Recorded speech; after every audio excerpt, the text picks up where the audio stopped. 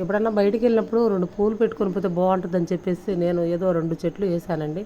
అదే ఇలా అయిద్దని అనుకోలేదు.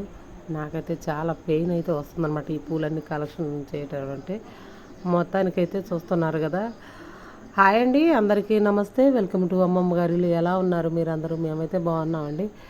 నేను ఈరోజు సండే కదా, గుడి దగ్గరికి వెళ్ళి వచ్చేసరికి సాయంకాలం అయిపోయిందనమాట. ఇంకేం చేస్తామని చెప్పేసి గార్డెన్లోనైతే 4 రోజులైంది పూలు కోసేసి.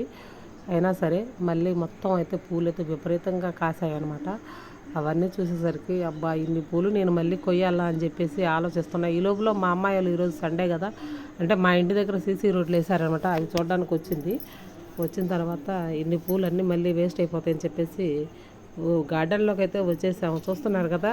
ఈ లోపల మా మనవడు కేకు బండి వస్తే కొనుక్కొని తినుకుంటూ అటు ఇటు తిరుగుతున్నాడండి. ఈ పూలు కోయడం అంటే చాలా తలనొప్పి అయిపోయింది బాబు. ఎందుకంటే అంత విపరీతంగా కోస్తున్నాయన్నమాట. అవి మనం వాటరింగ్ ఇచ్చినప్పుడు విత్తనాలు ఎగిరిపడి ఎక్కడంటే అక్కడండి రాళ్ళ మీద కూడా ఈ మొక్కలు అయితే చనిపోకుండా అలా బతికేస్తున్నాయి. కనకాంబరం మొక్కలు అయితే అంత విపరీతంగా వచ్చాయన్నమాట. అవన్నీ కొయ్యాలంటే 1:30 దాకా టైం అయితే పడుతుంది. ఇవన్నీ కోయలేక బ్యాక్ పెయిన్ అయితే వచ్చేస్తుంది. ఇంకైతే నేను కూడా ఉన్నా కదా మమ్మీ, ఇద్దరం కలిసి పోదాం. చూస్తున్నారు కదా అమ్మాయి చేతిలో ఉన్నాయి. అవైతే ఒక పక్క కోసిన పూలేనండి. ఇంకా ఒక అరగంట పైనే పడుతుంది అనమాట ఇక్కడ పూలు కోయటం అంటే. మొత్తానికైతే ఎన్ని పూలోనండి అవన్నీ కోసి కట్టడం అంటే. మేము ఆ పూలు కోసేటప్పటికి 1:30 టైం. నాకైతే బ్యాక్ పెయిన్ వచ్చేసి కింద అయితే కూర్చున్నాను, నా వల్ల కదమ్మా అని. మా అమ్మ అయితే నవ్వుతుంది. నేను వచ్చేలేమో, నేను చేస్తాను, కాసేపు కూర్చోమని చెప్పేసి అంటుందండి.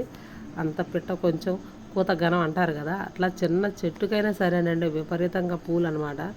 అలా వచ్చేసినాయి. ఈ ఎండాకాలం కాస్త వాటరింగ్ మొక్కలకి ఎక్కువ ఇవ్వాలి కాబట్టి అప్పుడే ఎండలు స్టార్ట్ అయినాయి కదా, అందుకని కాస్త నీళ్ళు అయితే ఎక్కువ వేస్తున్నాను. దానివల్ల ఇంకా కాస్త పూలు ఎక్కువ వేస్తున్నాయి చెట్లు అయితే. నాకైతే అవన్నీ కొయ్యాలంటే మొత్తం చాలా ఇబ్బంది అనిపిస్తుందండి. వంగి ప్రతి ఒక్క పువ్వు జాగ్రత్తగా కొయ్యాలండి. మనం నీళ్లు పెట్టి పూలు పూసిన తర్వాత అవి మన చేతితో తీగిపోతే బాధ అనిపించింది. అందుకని కాస్త జాగ్రత్తగా కొయ్యాలి కాబట్టి కాసేపు చూడండి మా మనడు అటు ఇటు తిరుగుకుంటూ టైం పాస్ చేస్తున్నాడు. మేమైతే ఆ పూలన్నీ కోస్తున్నాం అనమాట. మొత్తానికైతే మా ఛానల్ అయితే లైక్ చేయండి, షేర్ చేయండి, కామెంట్ చేయండి. మీ అందరికీ ఎలా ఉందో చెప్పండి. గార్డెన్ పని ఏదో 2 మొక్కలు సరదాగా ఎప్పుడన్నా పెట్టుకుంటే బాగుంటుందని చెప్పేసి 2 మొక్కలు తెచ్చేసానండి. అవి ఇప్పుడైతే ఎంత విపరీతంగా కాసాయో ఆ పూలు.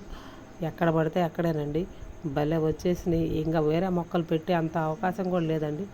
చెట్లు అట్లా వచ్చేస్తున్నాయి అనమాట కనకాంబరం మొక్కలు అయితే.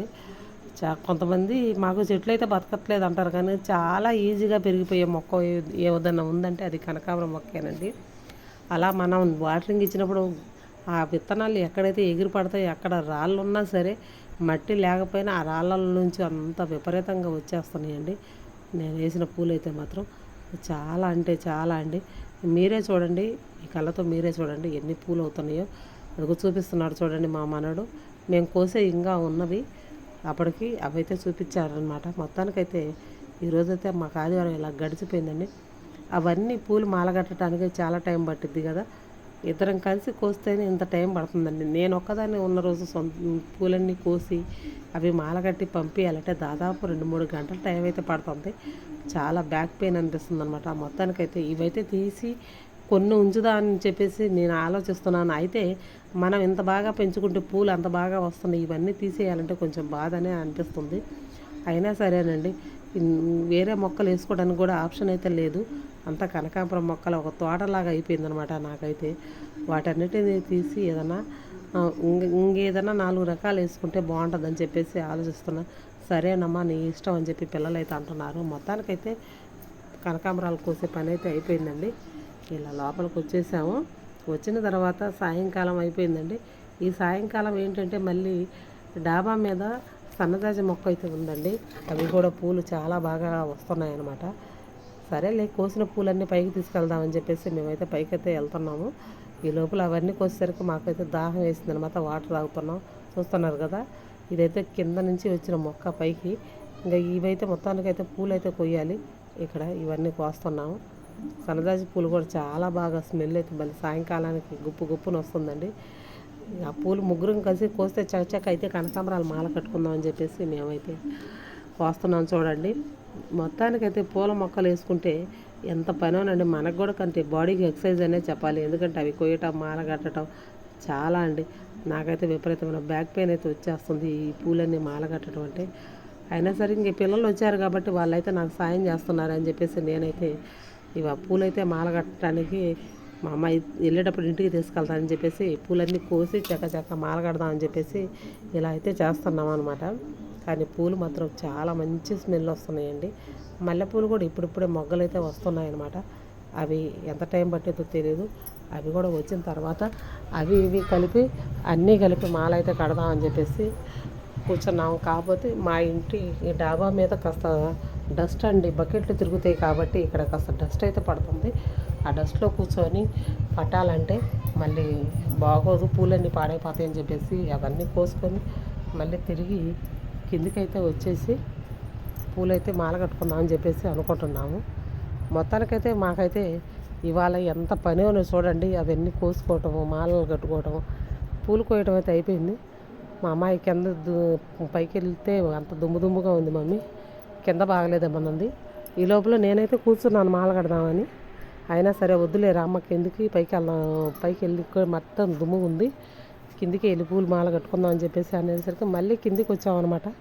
మా ఛానల్ మీకు ఎలా అనిపించిందో లైక్ చేయండి, షేర్ చేయండి, కామెంట్ చేయండి. చూస్తున్నారు కదా, ఇవైతే సన్నజాజులండి, ఇవైతే మల్లెపూలు. వీటి మీద మేము ఇప్పుడైతే కుస్తీ పట్టాలన్నమాట. ఎంత టైం అయిద్దో. ఇది చాలా పని అండి, ఈ పూలు మాల కట్టుకోవటము చేయటము ఎంత విపరీతమైన పని ఉంటుందో. ఇవన్నీ ఒక టైం అంటూ ఉండదు, టైం పెట్టుకొని కట్టామండి. మొత్తానికి టైం చూసేసరికి 8 దాటింది పూలన్నీ మాల కట్టేసరికి. అంత టైం పడుతుందన్నమాట. మొత్తానికైతే చాలా పూలండి. ఇవన్నీ తీసుకెళ్ళి ఫ్రిడ్జ్లో పెట్టుకుని ఒక వారం పాటు పిల్లలు స్కూల్కి వెళ్తారు కాబట్టి అందరికీ పనికి వస్తాయండి. ఇంకా విరజాజులు అయితే ఒక్కరోజే ఉంటాయి, అంతకాడికి ఎక్కువ ఉండవు. అందుకని నేనైతే విరజాజులు కడుతున్నాను, అమ్మ అయితే కనకాంబరాలు కడుతుందండి. అప్పటికే అవి అన్నీ కట్టేసరికి చాలా విపరీతమైన బ్యాక్ పెయిన్ అయితే వచ్చేసిందనమాట. అయినా సరే కాసేపు ముచ్చట చెప్పుకుంటా చూస్తున్నారు కదా, మా అమ్మాయికి అప్పటికే కాళ్ళ నొప్పులు వచ్చేసినాయి, స్టార్ట్ అయినాయి. కనకాంబరాలు ఏంటంటే మనం ఎన్ని కట్టినా తరగవండి, చాలా వెయిట్ వేసుకుంటాయి పూలు. అందుకని వాటిని అయితే ఇలాగైతే కడుతున్నాము మాల. ఈ మాల అయిపోయేసరికి మాకైతే ఒక యుద్ధం చేసినట్టుగానే ఉందండి.